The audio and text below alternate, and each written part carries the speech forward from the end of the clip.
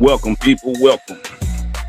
Hey, man, it's your guy, Jesus Hawthorne, and I'd like to welcome you to Talk Tech Talk 254.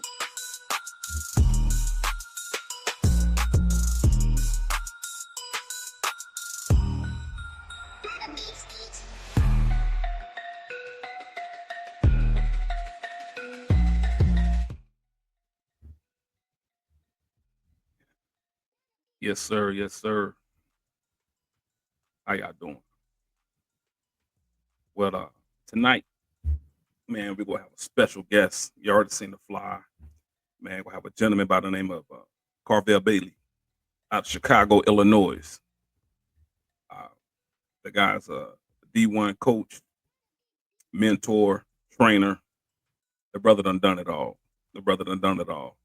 And it's a well, I reached out to him because I did a video in regarding it's the hood athlete dream dead. And for those who ain't seen it, man, make sure you log on. You like Talk That Talk 254, Facebook, Instagram, uh, Twitter.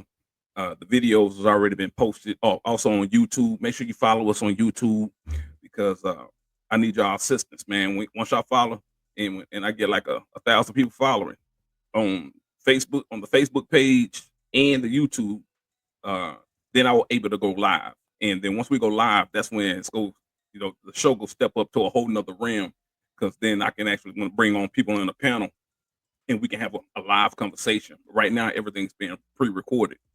But with y'all assistance, man, 1,000 people, man, the good people that's watching this stuff right now, man, I just need y'all to like, share, drop some comments, help the algorithm. So when guests like Karvell, when they jump on, that way we can have a full panel. Y'all can jump into the comments and we can have the conversation live because I know y'all got some great things to say, man. And plus, y'all love to talk that talk.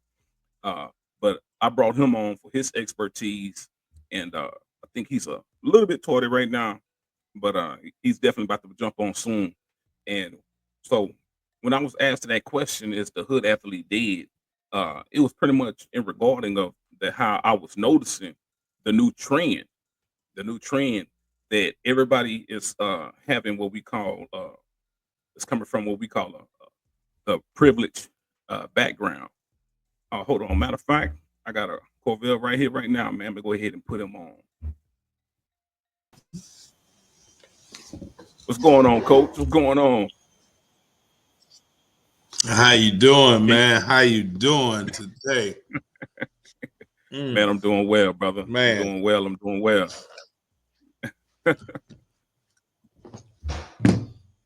I know you're a busy man. I really appreciate you dropping some, sketching out some time in your schedule, man, to have this conversation. Of course, I know you, but my audience don't. So, could you please break down your bio on who you are? They probably seen your videos come up on YouTube, on Facebook, and now give them the reason why they need to go ahead and click on that video that they don't ran across in regard to Karvell Bailey. Oh man, well, first and foremost, thank you for having me, man. In real time, I dozed off, and I knew I had about 45 minutes. So I was trying to get a power nap before I got on. But nevertheless, man, my name is Karvell Bailey, and I help middle, high school, and junior college guards become more college and recruitment ready. And so I've been coaching for over 3 decades now.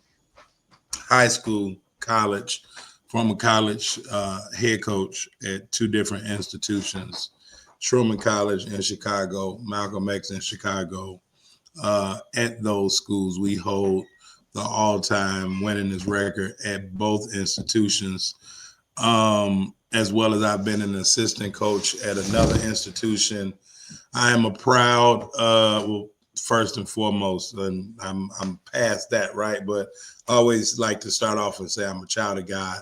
First and foremost, I've been married now for 20 years, 3 lovely kids. So I have 3 books, right? 3-time author. First book, Oh, Understanding Life Through the Game of Basketball. And I think we're going to talk about a lot of this tonight because basketball and life are synergistic, right? And my yeah, show is actually called Life and Basketball. And we talk about how basketball and life, right, how they go hand in hand are synergistic. And yeah, so we'll talk about a lot of this tonight.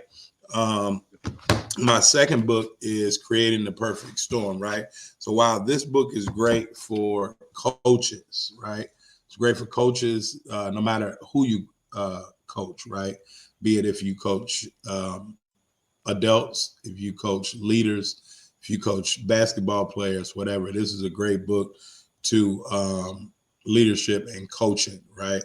But it's also good for parents and athletes to understand what coaches are looking for and to be able to see from a coach's lens. I always say so this book, you'll probably get it's probably like 28 years of my information in this book. This one was first. And then this book, Creating the Perfect Storm, right? This book, everybody was like, after my first book, did you write that for basketball? Or, my son or daughter plays tennis, they play soccer, play volleyball. Like, can they apply that? And I'm like, yeah, because sports and all sports, right? Go hand in hand with life. But yeah, if they just take out the word basketball, put it with something else, absolutely. But this book, I wrote this book specifically for all athletes, right? Creating a perfect storm. So this is teaching today's athlete, right? So we talk about your athlete's development and athlete's experience, as well as an athlete's performance. All those things together ultimately creates the perfect storm. What do I mean by that? Well, we've heard of quarterbacks, basketball players, hockey players, even sometimes baseball players, right? Where they say they were in the zone. Well, what does the zone mean, right? Well, the zone is a accumulation of a few different things, right? When athletes say, I mean, I was in the zone, whatever I threw up could go in. A quarterback say, whatever I threw, it's going to be a touchdown. Running backs, right? Like I saw the whole field, everything just slowed down to me. And so it's a culmination of an athlete's development, how well they've been developed, one, right? What's their experience level like, right? Have they been there before, right? Do they get shell shocked? No pun intended, because I know that you're a military person, right? Right, yeah. right. I'm tracking though, but But that's have good they been terminology. A lot of people can relate right? to that. Yeah, Yeah, yeah, yeah, yeah. Have they been there before? And then ultimately, right, their performance. How do they perform under that pressure in that moment? And when you put all those three things together, they're already developed enough. They have the experience, and they're able to perform at a high level. When you put those three things together, you like I'm shooting in the river, right? I'm shooting in the yeah, ocean. And yeah. so this teaches athletes, right, how to get their mind right, so to speak, right? Because basketball is roughly 90% mental and then Okay, 10% physical. So a yeah, lot of what we see with the NBA, college, even high school, a lot of that is mental. I don't want to date this broadcast, but we may get into it, right? Like okay, the whole Ja Morant thing now, from the celebrations to the, yeah, grenade talk, like it's right. It's a mind thing, right? Like, are you gonna yeah, let that take you out of your game or not? How are you going to perform? yeah. And so it goes hand in hand, right? And then my third book, one I'm most proud of. This is my latest book. So this book you probably gonna get about um, 29 years of my experience, right? This book here you gonna get 32, right? But this book is the world's first and only affirmation book for basketball players, right? Okay, So awesome, this book here, awesome. yeah. So this book here It's called Rise Above the Rim, right? Again, mentally, rise Yeah. above the rim. And so this book, Embracing the Power of Positive Affirmation in Basketball. So this is the actual workbook, right? So this Okay. book literally gives athletes, it speaks on different types of affirmations depending on what position you play. So Okay. based on what position, it gives you different affirmations based on that position to get you right, get your mind right. And then it has, things for you to fill out after you read those sections. And then in the back, we have probably about 10 or 15, probably about 10 pages of just different activities, right? Not sure if you can see, but just different Yeah. activities for the athletes to do, right? And so when we met, the way Yes, we sir. met, in the financial realm, Yes, sir. like I understood uh, more clearly, right, the power of affirmations, right? No matter what you're doing, you could be doing a lot of uh, positive things, but depending on what you're saying to yourself, and Yeah. athletes talk to themselves probably more than a lot of people do, right? Yeah. And so it's, you know, you should talk to yourself, right? Back in the day, people say, man, you talk to yourself, man, you crazy. And I say, man, I ain't crazy unless I answer myself, right?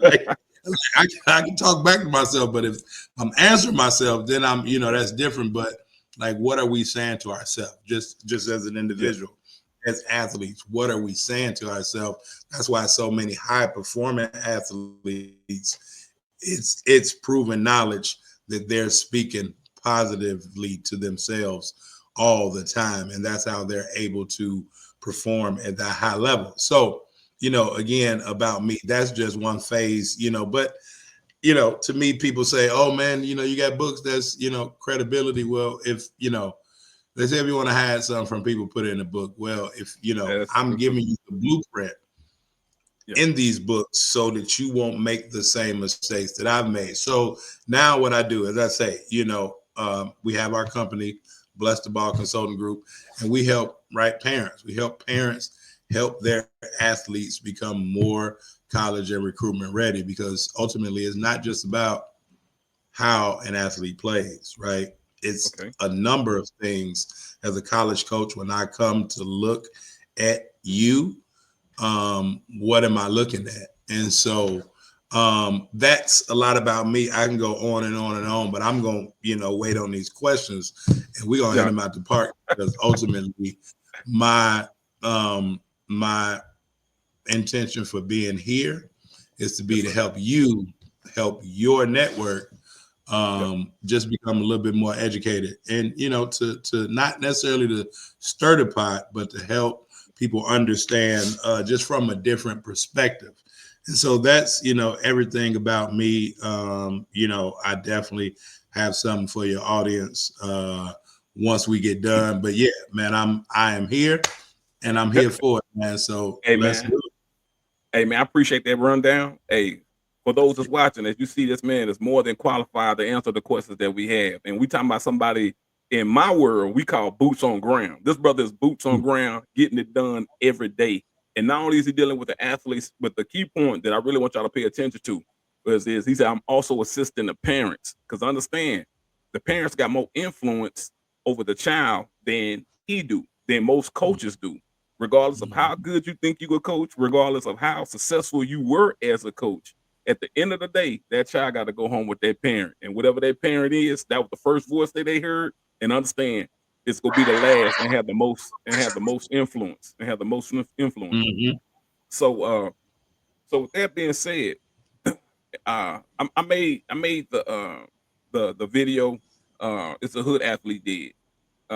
According to what I've seen from my level, because I assist in youth sports. I've been doing youth sports for a while now in multiple locations, from Waco, Texas, to when I was in Fort Bragg, and then when I came left Fort Bragg and came to Fort Hood, I picked it right back up because it's a passion, and I like teaching, and it was like it was cool to watch the kids grow as you sit there. It's almost no different than training a soldier. We sit there and telling them Mm-hmm. something and watching them develop and do great things. So, but I also noticed that from when I was a child, I think we roughly around about the same age bracket. I'm 47. I believe you told me you're 50. Uh, Yeah. back in the day, high school coaches along with colleges was actually looking for the best athlete, the best, hands down. If you could jump out of the gym, or if you running uh, a sub 10 in track or whatever, if you was dominating your sport, they wanted you. They wanted you. Mm-hmm. They didn't care. They didn't, man. They was doing workarounds in regarding of education. They had certain things in place to, hey man, we gonna find a way to work around that and this and that. And that actually was beneficial to the hood kids, because from my standpoint, a lot of them, they had issues at home, and due to the magnitude of the issues at home, academics wasn't a frontline thing. Like, so when it came to being a sport, they was born gifted and talented, through DNA, and maybe working on a few things on their own, but their sport normally became they safe haven. And due Mm-hmm. to the support that they were receiving from coaches, because how good they can play the sport, and the popularity they kind of receive, that was their safe haven. They gravitated towards that, but they don't. A lot of times they don't put the same emphasis on the education, And but you had things in place that was a workaround, and everybody know it. It ain't nothing new. It was a workaround. Uh, I believe that time is now dead. I believe that due to the fact that you have prominent parents that comes from a strong financial um, and stable household, they're willing to invest in their kids early. So the no longer the kid have to be born with that God given ability. DNA still plays a strong point. Don't don't forget. Don't let my words mislead you. But now kids are getting so developed. They got individuals like yourself who done had 30 years of experience, Mm-hmm. and now you're able to train a kid how to do the proper exercises, how to get your skills faster than ever. I saw a video on YouTube not too long ago about Jamal Crawford's child. He had a kid that was like 6 years old, and I promise you, he can cross me up. Man, he was dribbling ball between his legs, walking backwards. I'd Mm-hmm. never done that a day in my life. Just doing a nice little Tim Hardaway crossover between the legs. That was Yeah, something back in the day. Or do an AI crossover. The the absolutely. skill, the skills and the ability of the kids is surpassed that what we accustomed to. Now, Mm-hmm. how to get those skills? Once again, you got to have an outstanding trainer or have access to somebody that once was able to do it, two, able to teach it at a high level and make sure that you're executed. Now, because of that, that kind of breaks off, uh, uh, uh, a big gap of the kids that's growing up in the hood environments, because one, finances is always going to be an issue in the hood. That's the main reason why they're there. Mm-hmm. And then Mm-hmm. when it comes to the skill set, those who got the skill set, they go fit. Life is going to create a way for them to be able to transition out of that situation. A few of the time, I ain't gonna say most of the time. A few of them. Other ones, they just gonna Mm-hmm. end up becoming hood legends and never really step to that level where they can meet an individual like yourself. You know what I'm saying? Mm-hmm. Because this life is not going to allow it. And so, Yeah. from the few things that I'm speaking on, what are your thoughts on that? Is the hood athlete dream dead, or is a room for a possibility for somebody who can make it? And if so, how? So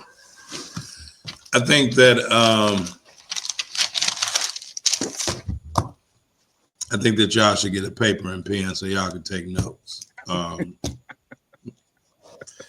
But break it down to him, coach. That's why I got you on, man. That's why I'm so glad Yeah, you're yeah, the yeah, right yeah, man yeah, for this yeah, job yeah, right yeah. here. So there's a couple of different things about this, and I think this is a great topic. because when we talk about the hood athlete, so I'm an educator, still currently to this day, right? Teach history, social studies, economics, all of those things. Called on you, and a few people that we know a couple times, like, hey, come, I need you to talk to my class. Yeah. So as an educator, right, my job is to teach. My job is to do my best to make things clear, so that you understand what's going on. And so the reason I said take notes, because none of this is scripted. I don't have anything written down but the notes that I've taken based on what you've talked about, right? So I don't really know which direction this will go, but my recommendation is that you take notes. And so when you talk about the hood athlete, the hood athlete dream dead? Well, first of all, we have to understand what is meant by the term hood athlete. And when I think of hood athlete, I'm thinking of, again, as an educator, Title One, right? Where you have those. So Title One is kind of a government subsidy for low income students, schools of low income students. Back in the day, George W. Bush put something in called No Child Left Behind. When No Child Left Behind went in about 2000, that started what they would say Title One. So now you have students who get free lunch, right? Well, they get free lunch because they live in low income. Their parents are probably on subsidies, those things, right? And so sports, from that standpoint, for those particular kids, now that we're understanding what environment we're talking about when we say the hood athlete, because so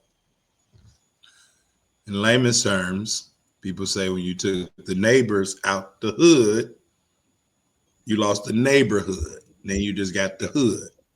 So when these cities started becoming displaced because of other government entities, where now the dad can't be in a house and all those things, right? And if you don't do your history, you won't really understand what's happening. That's why I'm going back, right? So things happen to take the neighbors out the hood and the fathers out the hood, and then leave more single family, single parent households, right? And so now these cities and these towns, food deserts, right? Not a lot of grocery stores. You got your mom and pop stores on the corner with the chips, and it's flaming hot now. But back in the day when we came up, it was pickles and 1 cent cookies. You know what I'm saying? Same old. The moon cookies. The moon cookies. Yeah.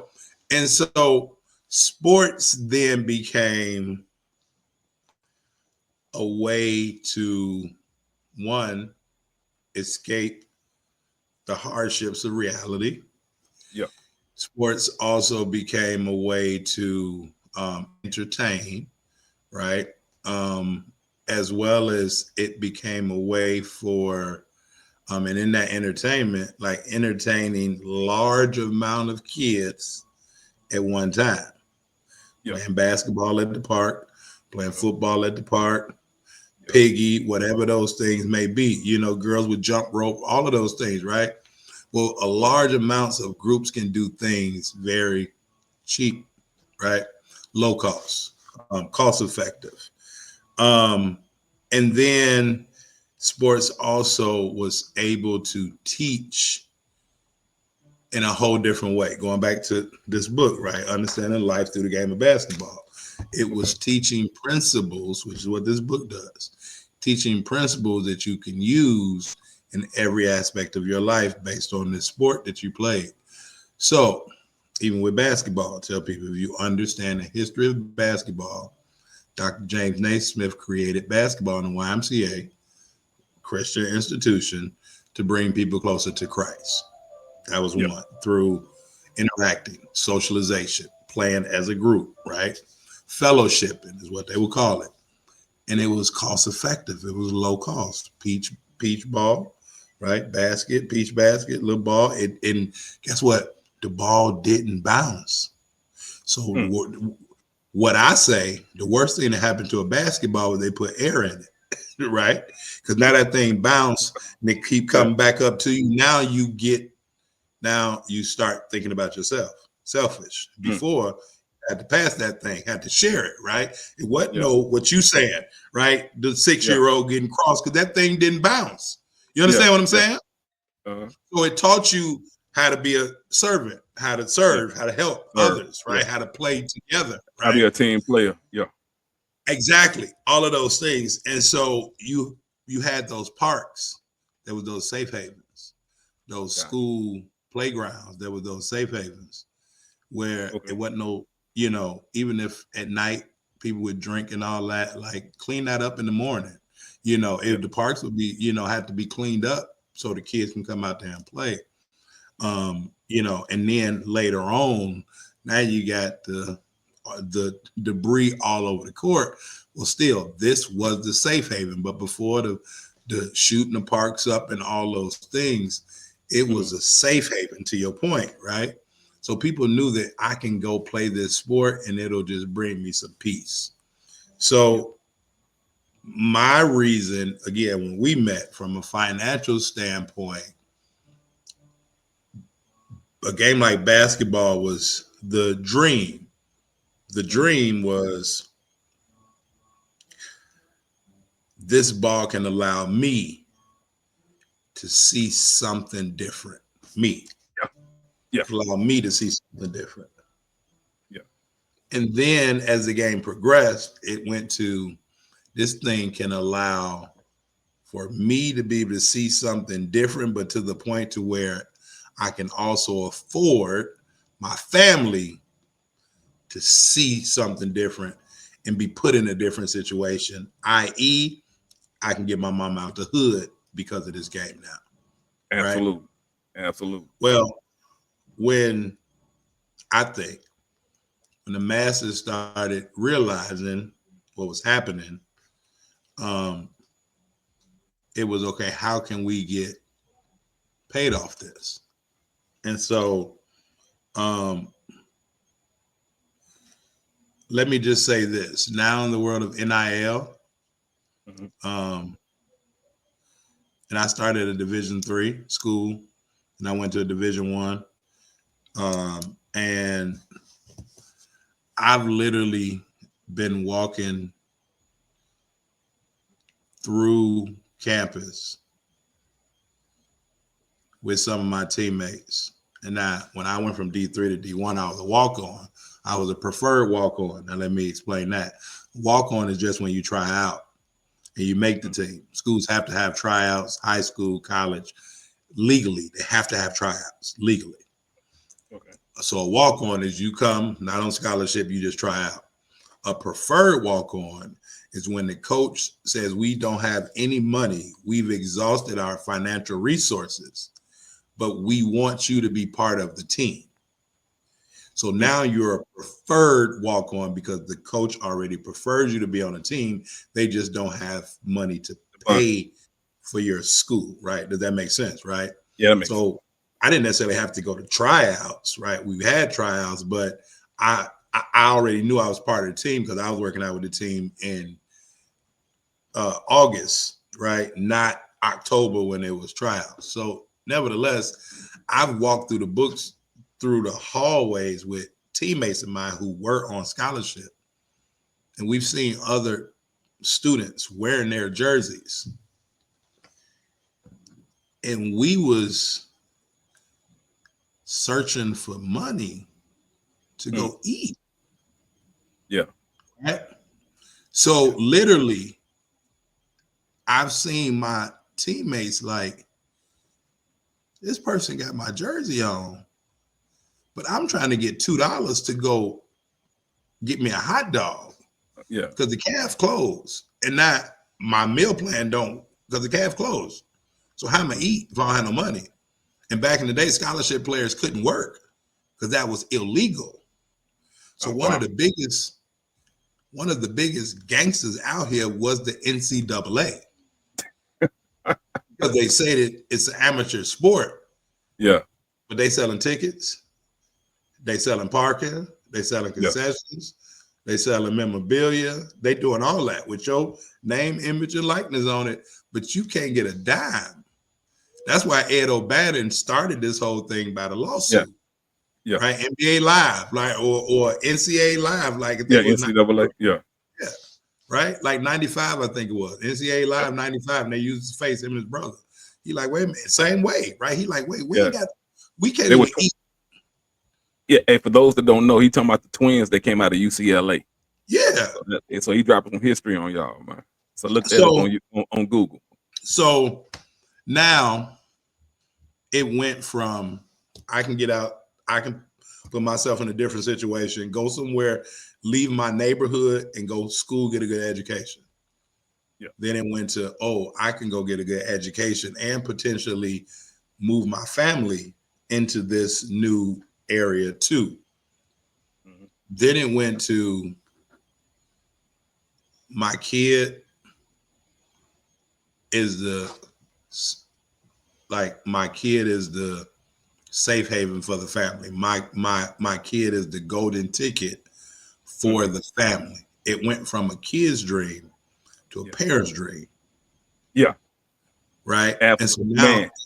now you get a lot of athletes. So the hood athlete, to your point, has been priced out of most sports, Wow. right? I'm gonna say that again. The hood athlete in most instances have been priced out of most sports because now most sports are they're specializing so early. And let me say, regardless if your kid plays basketball, football, whatever they may play, allow them to play multiple sports to use multiple movements, right? In sports, you have fast twitch, slow twitch. Like allow them. Playing football can help with basketball. Playing basketball can help with baseball, right? So it's and it just makes your student athlete a well-rounded person. Yeah. So many parents with the whole AAU scene now, right? They get sold on exposure. Well, what is exposure? Go look up the definition. Like exposure just being really introduced to something new. Yeah. Hence, go back to this. The players with the exposure, Yeah. they ultimately do better because they've been here before. Yeah. So what we have now is we have a lot of parents who believe that the more money they pay for their kid, and again, I'm a businessman. We have a coaching and consulting program, and our program, to most people' sake, would say, "Hey, that's not inexpensive, right?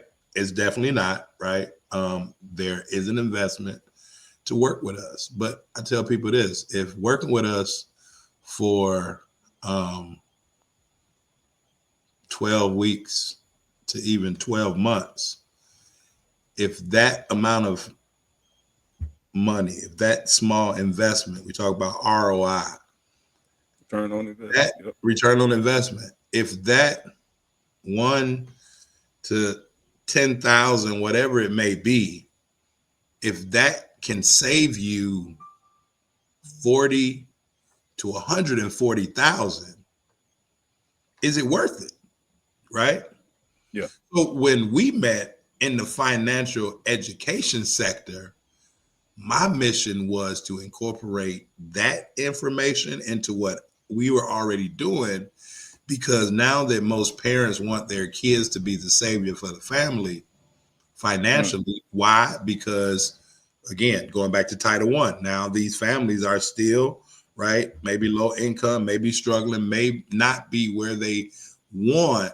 So now they feel like if they can like give up all this money on the front end, playing for all these teams, and it's a lot of parents that have gotten used, right? Like I do what I do because as a college coach, I saw a lot of parents getting used. I saw a lot of athletes coming back to me after they went somewhere and was used up for an athlete, right? Tell parents all the time, if a coach is only recruiting your kid as an athlete, Wow. they not concerned about them as a person, right? They should be recruiting a person, not just the athlete. So if a coach is only recruiting the athlete, if all they talk about is the sport, the athlete part of your kid, they running a meat market, Oh, wow. right? Like if they're Yeah. not concerned about the family, the individual, right? Like longevity, like Okay. that's the person once that ACL blow Yeah. or once, right? Like and I can't really speak on it because I don't know, but I heard that like Juju Watkins' mom said something to the coach after the injury. I don't know, but what happened? I don't really know everything, so I'm not going to speak on it. I like to know if Yeah. I speak on things. But what happens when an athlete gets hurt? Right? Scholarships only year to year. So now Yeah. do they say, hey, thank you, but no thank you. Peace. Now you go to the transfer portal, right? It's a dirty game out here.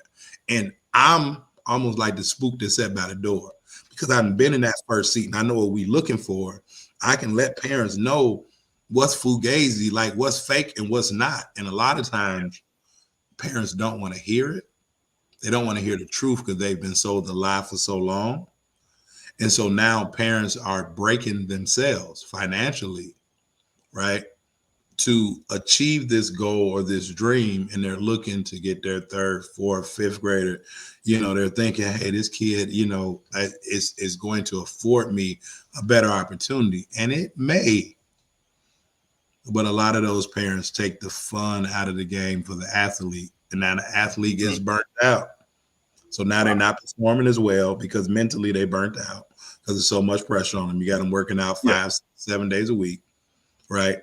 Strenuous, you know, and you know, you're doing all of this again. I ain't hating on I don't even use the word trainer, right? I use skill development, right? Like let's Yeah. develop, not just train. Boxers train, right? Yeah. You know, and so there's trainers, right? Trainers typically teach what to do. They Yeah. working on all these moves, right? Yeah. Then you have coaches that teach people kind of how to do things, Okay. right? Not just the trainer teaching you, oh, just like, hey, I saw this on YouTube. Do this, right? Like what? Like what you mean? Yeah. Like clean cross, huh? Right now, Yeah. coach going Yeah. how to do it, Yeah. right? How to do it. Yeah. But a teacher, How and when. Yeah. How and when to do it. Yeah. but a teacher is going to show you why you should do it. Mm. So it's a difference. So I don't use the word trainer because trainers only showing people what to do, Mm. right? You got trainers, you got Okay. coaches, you got teachers. Got Now most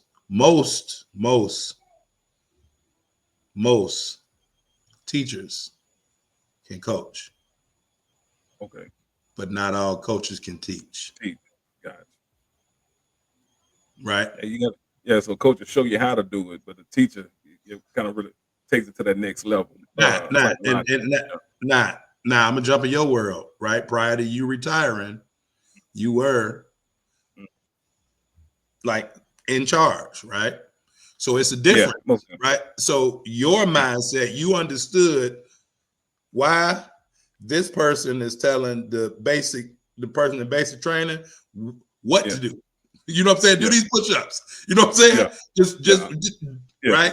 Now you Yep. get after say basic training, maybe now is okay. Now how we do certain things, you go into your field, whatever, right? But now Yeah.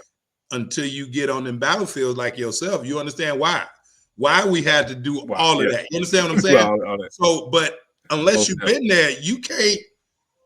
You Yeah. you right. You can look down. You can't. It's hard Yeah. to look up unless you've been there. So to Yeah. answer your question, the hood athlete, is it lost? it's fading away fast. It's fading Fade away away fast. fast because now that kid who only has a basketball. So if you go to the internet, right? I want you. It's a very impactful picture for your audience. Go look up basketball in a dream, right? If you Google it, it's a picture of a kid with a yellow book bag and a basketball, right? He's heading into the future. A basketball in a dream, right? That was the hood athlete. All they needed was a basketball, and they could go pursue their dreams on their own. Well, now most people feel like you got to have a trainer. You got to have a gym to go to, right? Most of these kids nowadays ain't never played with a rubber basketball and on the blacktop, right? They've never done that. And what the blacktop and rubber basketballs did for us, and I understand the game is evolving, but again, life and basketball, it taught us resilience. It taught us patience. You dribble that rubber basketball and it hit a rock and it jump off on. You know what I'm saying? It's gonna take off on you. Yeah. You know what I'm saying? Like you just that or a divot in the asphalt or the concrete where you playing at a crack right. That And so and guess what? Falling on that concrete is different from falling on that wood floor. So again, it's different methods to it. So, but now where you could have went to the park and you could have played by yourself, just like tennis players. They can go, right? Yeah. Pool players, there's different things and so I want to ask you this. How can an individual sport or how can a team sport now be broken down to be so individualized?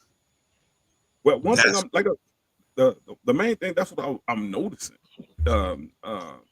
Especially in your sport, you know what I'm saying? You specialize in basketball. Football is like one of my first love, and boxing and stuff like that. With like boxing, that was training. But even more so in basketball, I'm looking at it like the levels of training, the levels of resources that you're gonna need to really elevate your game to be seen. It's like almost kind of like you said, it's fading fast. Matter of fact, in today's time, LeBron James is like the last quote unquote hood athlete that I can actually think of that's been promoted. Everybody else, the balls. That was a predominant family, even though he's a loudmouth and talk like your favorite cousin. The dad talk like your favorite cousin.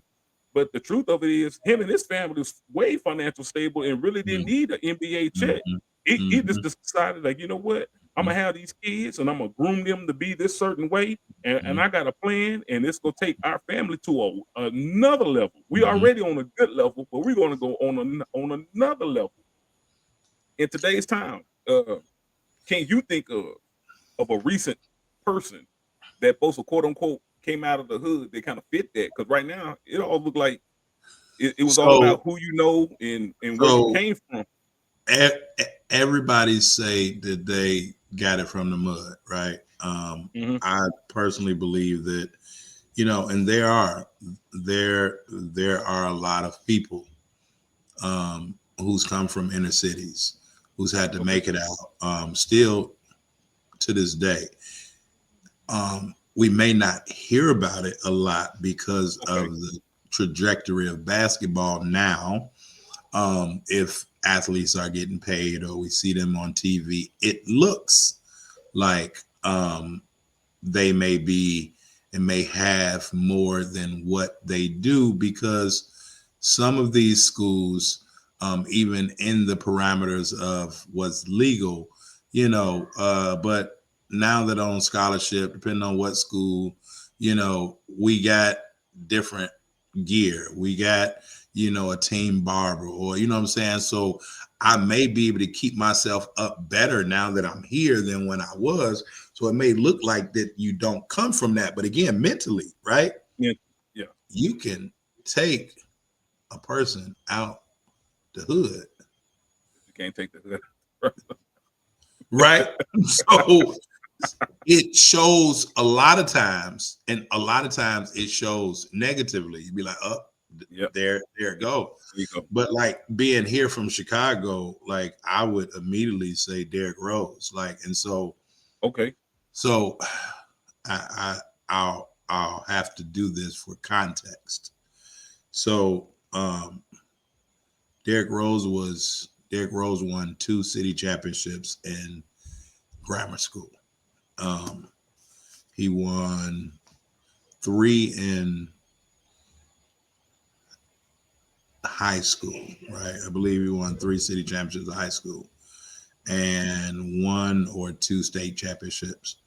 Well, Derrick Rose freshman year, um, my team actually beat his team.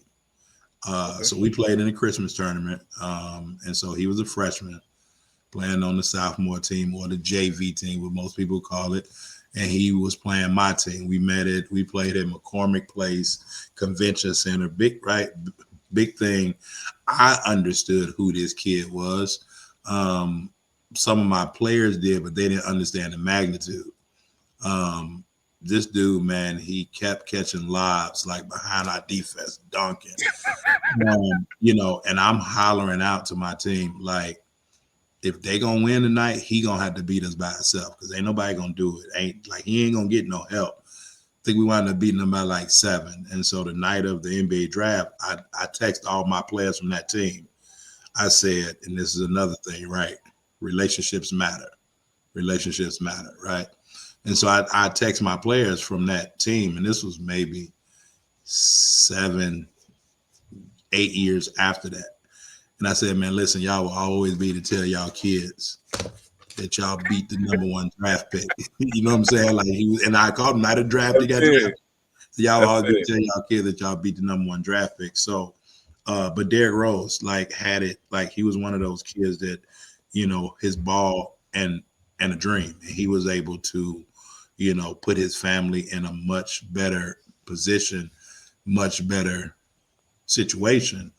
And so there are those people and those athletes out there that are like that, but they're, even as to your point, academically, we know some of them Title I kids maybe didn't have the best grades. Some of that stuff might have been, overlooked because it was bigger than wins and losses. Yeah. Right. The reason I say that it's fading away fast now is because it's more and more and more about wins and losses than about life. Right. Oh, wow. Where it was, I need to keep Jesus close to me, even though I know that he failed this class. Well, I ain't going to kick you off. I'm gonna still hold on to you. Still better be in practice. You're still gonna do that. And sometimes, right? Like I've had players, like I've brought deaths in practice. So my kids, when the movie Coach Carter came out, my students and my players and their parents that year was like, oh, that's Bailey. Like you were doing the exact same thing, huh? I was doing it before the movie came out. Oh, so wow. So when the movie came out, they was like, "That's him!" Like, man, you do, but we knew Ken Carter had a heart for his players, even though he had to do it sometimes the hard way. But he communicated with his parents, and he let his parents know, if you trust me, right? Why they got to wear a tie? He like, I'm preparing these people for life, right? And so again, relationships matter, but now it's more about wins and losses. So, hey, you was cool, Jesus, while you was scoring all these points. Oh, you can't help me no more. Oh, well, now I got to go find another Jesus, right? Wow. So now it's like, well, where's the where's the loyalty, right? Where's the loyalty? So you get a lot of kids. That's what I say. I got tired of seeing parents being used. A lot of kids being used. And so it's like, okay, well, I'm in a position now and where I don't work for one particular institution.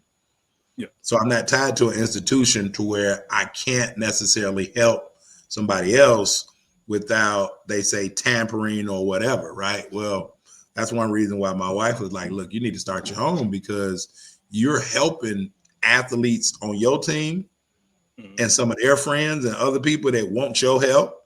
Right. I was doing this coaching and consulting while I was literally coaching, right? Like been doing this for 30 years, literally just helping people understand and get in a different position. But it's like, man, these kids getting taken advantage of. They're being used. And you don't really find out you being used. And I think me and you talked about the other day. You don't find out that you being used until you've been used. You know what I'm saying? Wow. And you like, oh, that was like, oh, that happened to me. Like, oh, and so like that's our biggest plight. Like, let me be your guy to this college and recruitment thing because it's a dirty game. So then what happens? Now that kid is used up. Now they become the hood legend that you talk about, right? Now they talk about, man, yeah, when we was this, you know, when it what's the movie? Above the Rim, right? You know what I'm saying? Above the Rim. Same, right, man. When we was and it's like that was like that was 40 years ago. You know what I'm saying? But okay, I got a quick question though. Yeah. In regarding with you being a coach and having to recruit, what would be like 5 things that would shut you down that you would no longer want to look at that athlete no more? Like, what would be like 5 parents? Well, okay, Parents, what about number the one. parents? Like what would be something that a parent could do to make you like, you know what, this kid is athletically on a whole nother level, but I can't deal. What is it that a parent could do that make you like, you know what, I can't, I'm no longer sending texts or emails. I'm about to move on. So it has to be the right fit. Okay. As a college coach, when I'm coming in, first of all, when you see me as a college coach, I may be doing one of 3 things. People think it's just one. People think, oh, coaches are just recruiting. That's not true, right? I'm either scouting. So if I come into a gym, if I come into Killeen, Texas, and I'm in the gym, 12 courts, I'm now scouting to see what court do I want to stake my 10 in to go watch more, right? Now I'm almost casing the joint. Does that make sense? Yes, sir. Now, after I scout, now I'm evaluating. Oh, okay, I want to go to court 7. I see these 2 players on court 7 that I think is a good fit for our program. Now, what's a good fit? I may not be looking for a scorer that day because we may have 2 All-American scorers. I may be looking for somebody who can play lockdown defense and rebound, right? Okay. So parents, right, where's your athlete's genius point? Your kid don't have to do it all. What is the one thing they do great? And can they master that one thing? Because when coaches come in, we looking for puzzle pieces. Do this kid fit our program? Do this kid fit with our system? The reason why so many kids are in the transfer portal is because ain't nobody going to the right fit no more. They're all auditioning themselves, right? And they're all, excuse my language, but they're all selling themselves to the highest bidder. They're prostituting themselves. Wow. Right? How much money? Everybody got to get it. Yeah. Because you know, it's kind of ironic that you brought that up. I follow Coach Prime and what they got going on in Boulder, and I heard him say, he said it went from a point in time where the parents' job was to take care of the kid while the kid was in college, like parents pulling extra shifts, something to send some money to the child because they understood what their situation was. He said now, due to this NIL, it's like he have noticed that kids are taking care of their parents. Parents stop working, man. They don't stop working to move to Boulder and using the kid NIL money for them to live off of versus instead of stacking the money. He like, I'm thinking that the child should be stacking this money, invest this money in preparation when he graduated college, he got something to fall back on to sustain him until he figure out what he gonna do with life. But instead, you gonna leave here just the way you came. Yeah. When we met in the financial education sector, Yeah. my goal was to teach parents how the financial game worked, Yeah. so that they would be in a better position themselves. So now all the pressure is not being put on the athlete. That's a lot of pressure. Yeah, man. Everybody want to be the man until it's time to react to being the man. Yep. Right? Everybody can't deal with LeBron James deal with every day. No. Right? Because when you the man, when you the one man, right? Just as many people hate you as they love you, right? Yep. So can you deal with that? Can you deal with having to be on all the time? A lot of people want it, but they don't really want to go get it. Yeah. And so the first, right? So again, I'm scouting. Yeah. Now I'm evaluating. There's 2 or 3 kids on this court that now I'm scouted.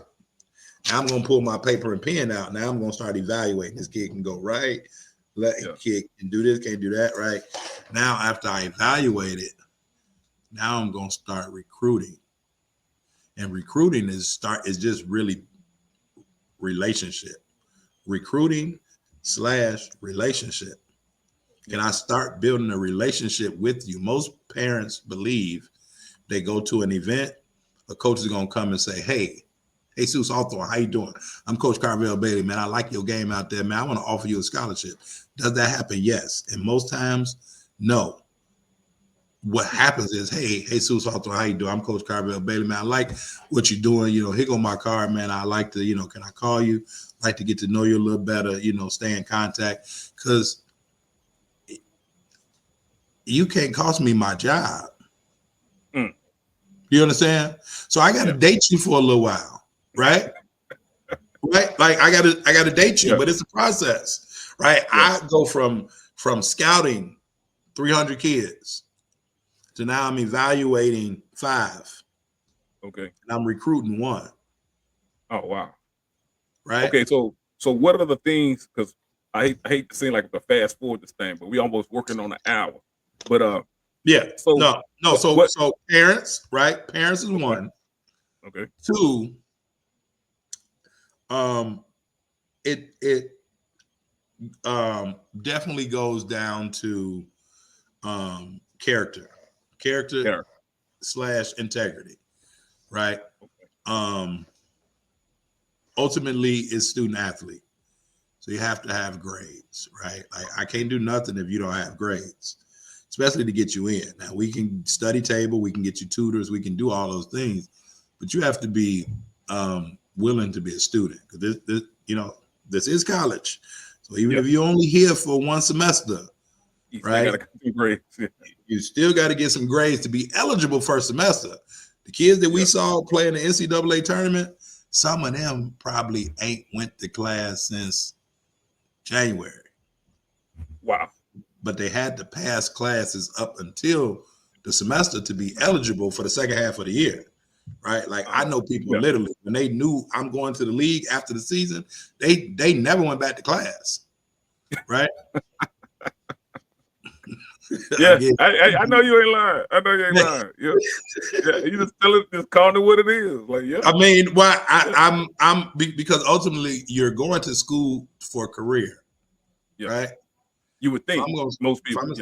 I'm gonna start my career, right? No, I'm going to college to get a degree to have a career.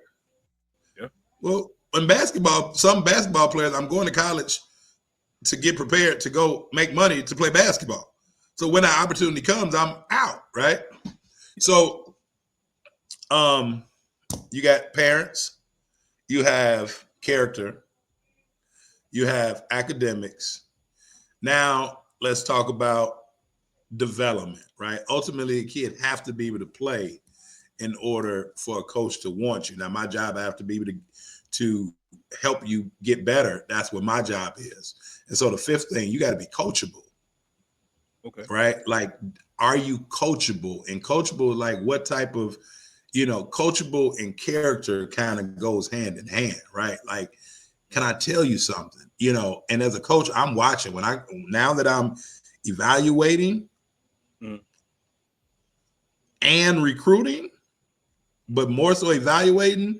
When I walk in the gym, I'm watching everything that Jesus Hawthorne is doing because I know I'm coming to evaluate you. So the moment you walk out of the locker room, the moment I walk in the gym, I'm watching how you interact with your teammates, how you interact with your coach, how you interact with the fans, how you interact with, the officials. You know what I'm saying? Are you slouching on the bench?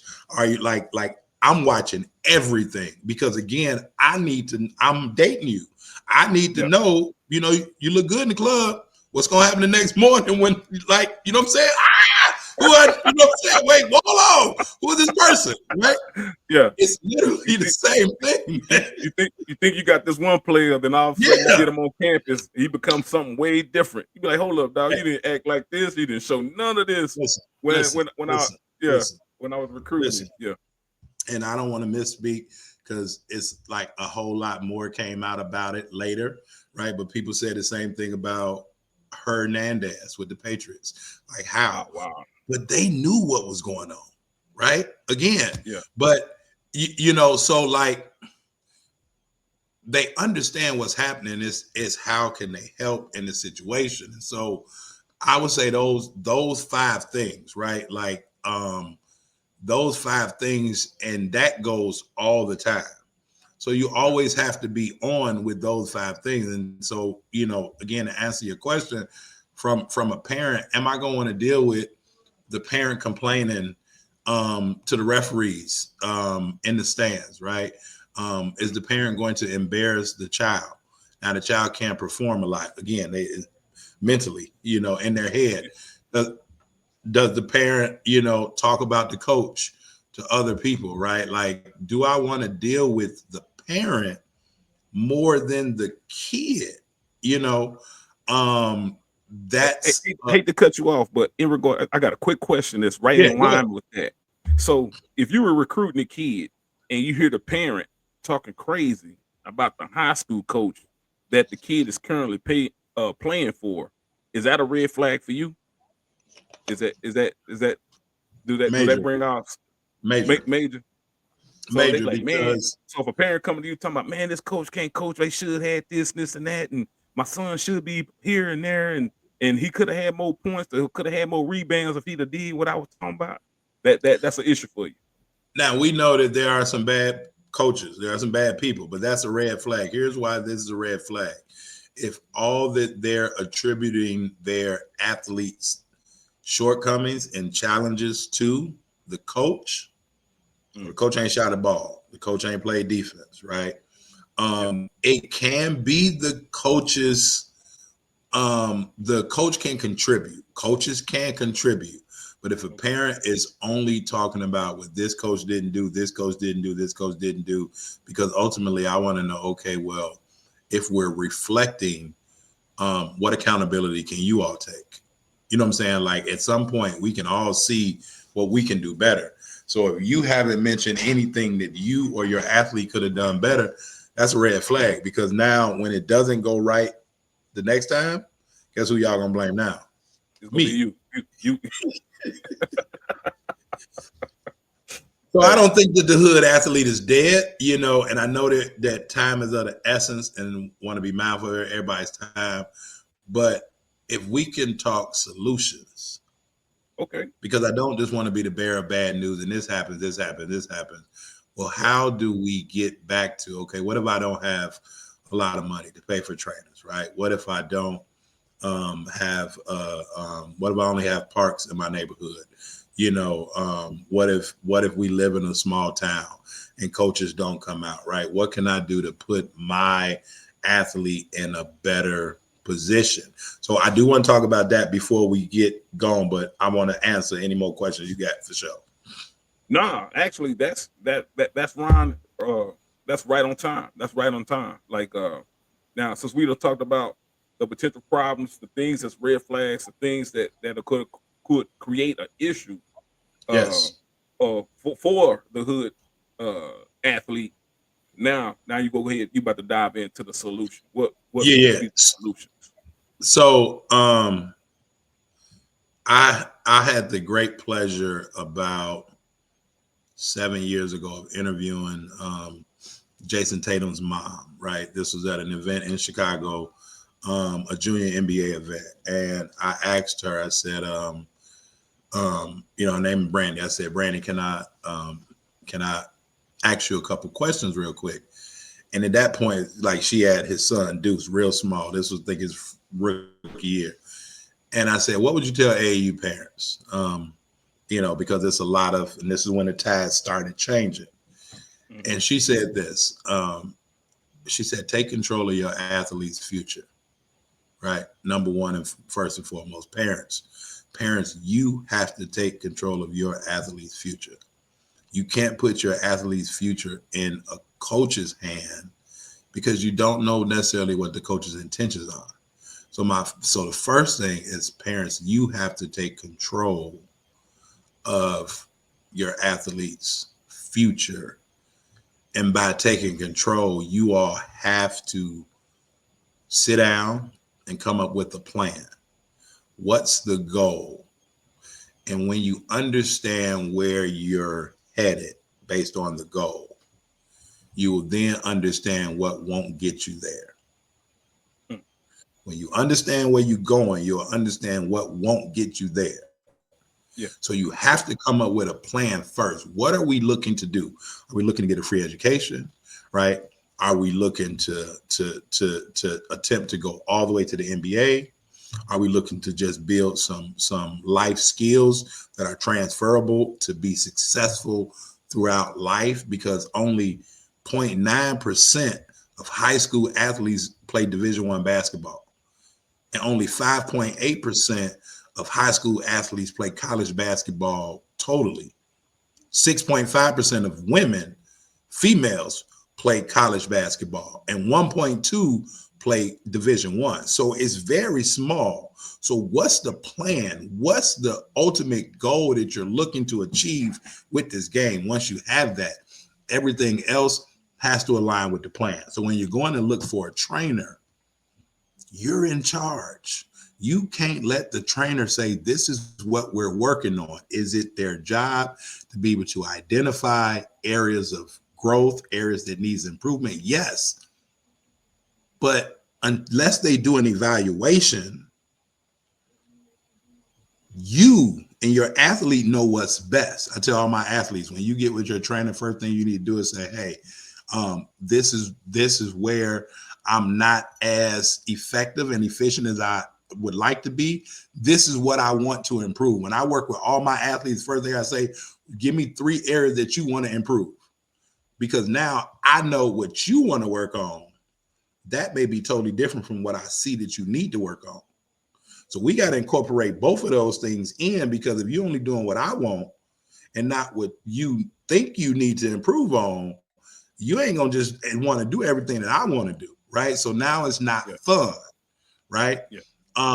The next thing, you have to keep it fun.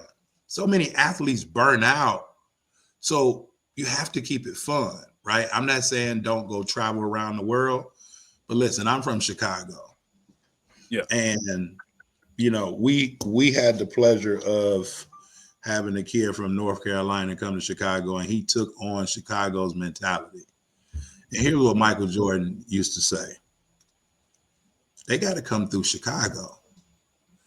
Yeah. So I don't necessarily believe that parents have to travel all around the world to play AAU or club ball, to play in all these different tournaments, to play all these different people, because between October and March, you got to line up against me Mm. in Chicago or in Killeen, Texas. You know what I'm saying? You can win all over the country, but when it's season time, guess who you got to come see? Me. Mm. Yeah. So that's all that really matters. Not, you can beat all them, but can you beat me? Right? You got to You know go what I'm punch saying? that. Because I ain't Yeah. been doing all that. So it brings me to my next point, and now I'm going to finish. Okay.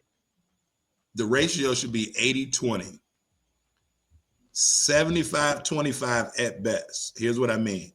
They should be working on their development 80% of the time. They should be sharpening that knife 80% of the time. Okay. And then they should be playing the other 20, right? Bruce Lee said, I would practice one kick 1,000 times rather than practice 1,000 kicks once. Yep. They got to sharpen that knife 80% of the time before they go cut something, right? Yep. Less playing, more developing. Because when they develop, guess what's going to happen, Seuss? They're going to become confident because they're going to start seeing the progression. And the confidence is going to spew over into every aspect of their life because they know that the goals are possible. That's all that that us hood players wanted. We wanted to know that it was possible. That's all we wanted to know, that it was possible. Yeah. And what's so ironic, what you just said really rolls right in alignment with Gino, who just won with UConn ladies, right? He said it's too much games for AAU versus somebody having multiple practices. He said they should only be playing like 4 games a week. So like only two days out of 7 should be for games. And out of those 2 days, they should be only playing 2 games. He said during the rest of the time during the week, they should be practicing and crafting their fundamentals. That's why in structured that's why in structured basketball, there's a limit on how many games you can play per week because of that thing. So like those are the solutions, really making that, like parents taking control, making that plan, being able to work that plan, and letting the coaches, let everybody know what the plan is, so that then you'll know, can they help you with the plan? Can they not help you? And then lastly, in setting those goals, set smart goals. Set smart goals. For anybody in your audience, they can definitely go to my YouTube page, right? At Coach Karvell Bailey. I have a class on smart goals, probably over 1,600 videos, right? If they like to just learn more, just like engaging conversation. Sometimes I can get long-winded because I got so much in the back of this thing. Yeah, hey, if I talk, it rolls up, but definitely they can go to my YouTube page and get, subscribe, learn at their own pace, at their own convenience. For those that want to know a little bit more, I do have a case study video for those people that want to know more about what the things college coaches won't necessarily tell you, or these high school coaches won't necessarily tell you. And so they can go check out the case study absolutely free at BeTheRightRecruit.com. That's BeTheRightRecruit.com. About 10, 12-minute case study video to really help you all uncover more of what I'm talking about here, and how the hood athlete is slowly drowning in the midst of all of this money that's being put out into the sport. But definitely, you all can follow me on Instagram, whatever. But that's what I have for y'all. I don't want to jump the gun, but No, I got one more question. Because absolutely. We ain't quite hit this. We can do this all night. But for the mother, the single mother in the hood, financial situation ain't as strong as she would like, what could she do for her child in regarding to training? What would be your advice for training? She got a child that's naturally gifted. She, from the time he was 3 years old, he was able to pick up the ball. He rocking it from side to side. She thinks she got something. He growing faster than the rest of his peers. But in regarding of having additional income to the side to go get that specialized training, what do she need to do? Subscribe to my YouTube channel. In all seriousness, subscribe to my YouTube channel, right? I'm not being facetious. I'm not trying to plug. subscribe to my YouTube channel because one, I have videos on there that's going to educate, right? For the parent who don't have a lot of money, the first thing I think, become a little bit more educated before you spend bill money. Yeah. Because parents don't want to let their kids down. And Yeah. sometimes our emotions tug on us, right? So I'm saying go subscribe to that YouTube channel and sit your baby down and allow for them to be entertained as well as being educated and empowered at the same time. And y'all can learn together or individually and then talk about, hey, did you see this? Did you see what Coach talked about? Right? Not only talking, but actual workout videos to where now you can see. So again, I'm not being facetious, but if I have Boom. videos that are Workout videos, y'all. showing, Listen what he right, said. He said he got workout videos. that are actually He showing walking you through this. the workouts, right? Well, these are things that you can do for free. And again, my program, right, is anywhere right now. Like, we have a 12-week special that we're running. And our program is virtual, right? But we, running a 12-week program, and we've just dropped it under $1,000, right? It's like $800, where it used to be like 3,000. People say, man, that's a lot. But guess what? I drop free videos almost every day because I understand your question. It's that Yeah. parent out there that isn't able to invest in what we offer yet. Yeah. Yeah. But if you take the free information, it may take you longer. Yeah. Right? Because now once you You ain't got money, you got invest. time. And once you got Yeah. You know what I'm saying? Once you once invest, you we got a whole go bunch of time, then you normally got to show fast them money. track, right? But if not, it's gonna take you a little longer, but it's a process. So now go buy your baby a basketball and a jump rope. Mm. A basketball. And if you say I don't have $25, $30 to go buy a basketball, and you want to buy indoor outdoor basketball, Okay. that way, because you get a leather basketball, they can't use that outside, right? Rubber basketball, they can use it inside, but get an indoor outdoor basketball. Now, if you can't, just get a rubber basketball.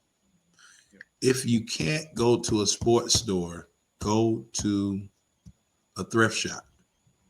Mm. Go get you a basketball for $1 or $2. So right now we're removing all the excuses. And we Good. already know that same single parent may say they don't have the money to pay for the kid extracurricular, but they may go buy 140 pair of gym shoes, right? But that's a whole nother, right? That's Whole again the nother mentality, conversation. right? I'm with But you can go to a thrift shop, whatever, go get a basketball. Even have your kid ask the gym teacher or the athletic director, do they have any old basketballs that they're throwing out? Particularly the physical education department always getting kind of new equipment, Yeah. right? Sometime again, let's figure it out.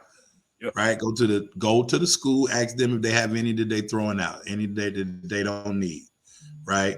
You know how you go get a shirt and the tag is off and it's at a discount, right? Like, hey, whatever. Well, do that. Places like my YouTube, like people that are going to teach slowly, step by step. And then not only the YouTube, but like start following. Again, I want to say me, and I'm just saying me because I want to say people who just like basketball people, but some people are just going to show you what you want to know, the how and the why, right? And then more importantly, I would say from there, so make a plan, subscribe to get some form of education, to learn free workout videos, Get a basketball, get a jump rope. Jump rope is good for your athlete's lateral movement. In sports, lateral movement is important. An athlete can shoot good, but if they can't move laterally, it'll affect their mentality because they don't think they're able to do what they can do. So with a jump rope, that helps with their coordination, helps with their timing, helps with their mentality. Now it gives them something to do while they're at the park because you can carry your basketball and your jump rope. Now we going back old school, like literally. Now we're going back old school, right? So now they have these things that can work on their body, you know. And then lastly, I would say build relationships, right? So I know, you know, there where you are, you know, you have the Cougars, you know what I'm saying, Killeen Cougars, and there are some good programs out here. You just have to find them, and then we're letting them know what you can do. From a financial standpoint, it may not be your time to pay that or invest that money, but your athlete can still go work out by themselves, get with 2 or 3 friends, you know, competitions. Hey, let's see who can make the most jump shots. Let's see who can do this. But once an athlete learns how to work out, it's so many different variations that they can do by themselves or with friends that makes it more competitive, and they'll want to work out more than just play games, because ultimately basketball games is slow and boring because it's the same thing. When you're working out, that's a little bit different. So that's what I would say for the single parent who is financially strapped but don't want to let their baby down. I would say start there, right? You ain't even got to go buy a basketball rim. Like, you know, go and even if you know, don't have to have a YMCA membership. If they got a park at the school or whatever, like, you know, just even if you just go, you know, a few minutes a day with them. But lastly, because basketball is mental, again, I wish I can show the video to you. I don't have it, but with some of the instructional videos that I have, it's ways in which, right, athletes, I have chair workouts. They can dribble in the chair. You got a chair in the basketball home. They can get better. They can shoot in a chair. They can lay on their back and work on their jump shot. It's a whole lot of different, but if you don't know how to work out, it's the same way with lifting weights. If you don't know how, it's a lot of, you know what I'm saying? You can do a lot of different things with one weight at the crib if you know different variations. And so that's why I'm saying things like the YouTube page, myself, or even some other people that you all may trust, but to see the technique. Ultimately, the technique is what's most important as they're growing up. You want to get technique before you start to specialize, and then allow them to play other sports. You want them to get better at basketball, let them go play some other sports. Because now when they come back to basketball, they're going to appreciate it a little bit more. Hey, so that's what I got, man. Hey, man, I appreciate your time, man. Coach Karvell Bailey. The links to his books will be in the description. The links to his books will be in the description. Also, I'm gonna find the link to it. I'm gonna put the link to his YouTube, because once again, man, this is for the people.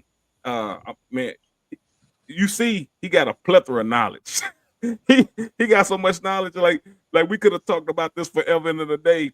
And this is just the tip of the surface. I'm definitely gonna bring him back. I like his rebuttal to my conversation. Is the hood athlete dead?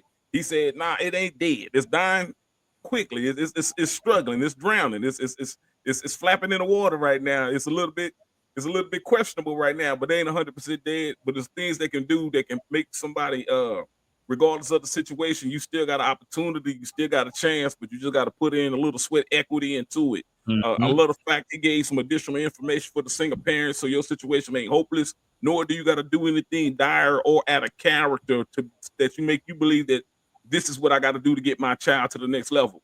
You ain't got to do that. You ain't got to do nothing that'll compromise yourself. You know what I'm saying? But you got to be willing to put in a little sweat equity into it. Like he said, we did come. I did meet him from over the part of a financial opportunity. Used to do a whole bunch of training and got a lot of education in regarding the personal finances. he incorporated that into his mentorship. So not only is he talking about basketball, he's talking about life. Not only is he bettering the child, he's also in bettering the parent in every aspect of their life. So that way, when they make a decision, they can make a solid decision of what's best for them versus what's good for the situation right now. So instead of, so we impacting the right now, but at the same time, keeping the eyes on the prize for the bigger vision. So, hey, coach, man, I really appreciate it, man. You gave me an hour and 25 minutes of your time. Man, you know how much that costs, y'all? Do y'all know how much that really, really costs? Y'all don't understand, man. So this is a blessing. And one thing what he just said, man, sometimes your network can really expound upon your net worth. And it's good that I have good people around, you know what I'm saying, that was able to help me at this particular time, man. So, coach, man, I thank you. I thank you. I honor you, man. Keep doing the work. If there's anything you need from me on my end that can help what you have going on, man, just the same way that you responded to me in the inbox, man, I'm gonna do the exact same thing, man. I really appreciate it. Absolutely, man. I thank you again for having me on, and to your audience. Y'all are in good hands, right? Y'all are in good hands. With just, man, so many it's so many good things that I can say about this individual right here. But talk that talk, right? Like at the end of the day, we all like bragging rights, right? And we all want to have something to brag about. We all want to have something to talk about, something meaningful. And this is what Jesus is bringing to the 254, right? Since I've met him, he's always, and I don't know if he want me to say this, right? But his trademark, right? He's always been willing to make people better. You know what I'm saying? Like it's that's it, right? I already know, make you better. Like that's what this is about. Like literally being able to make whoever listens to this better, right? Use this information. They say that knowledge is power. We learn, at least I learned later on in my life, that knowledge is not power. Applied knowledge is power. And now that y'all have this information, what are you gonna do with it? He gonna put all the links down, but y'all tap in. Go subscribe to this podcast if y'all haven't, right? To the Instagram, to the Facebook page, because if nothing more, in the world that we living in today, you gotta have some form of entertainment to take your mind off of what's going on in the world today, and especially if it's relevant and what he talking about is something all of us can give an opinion on. All right. So make sure y'all tap in. Talk that talk 254. Hey, Seuss, I appreciate the opportunity, man. I love what you're doing. Thank you, man. Thank you. You always shifting. And anytime, I would love, to come back on, man, be, resident guest. You let me know we talking basketball. I'm here to feed the people. Definitely. Hey, most definitely, man. Appreciate it. Thank you, sir. Yes, sir.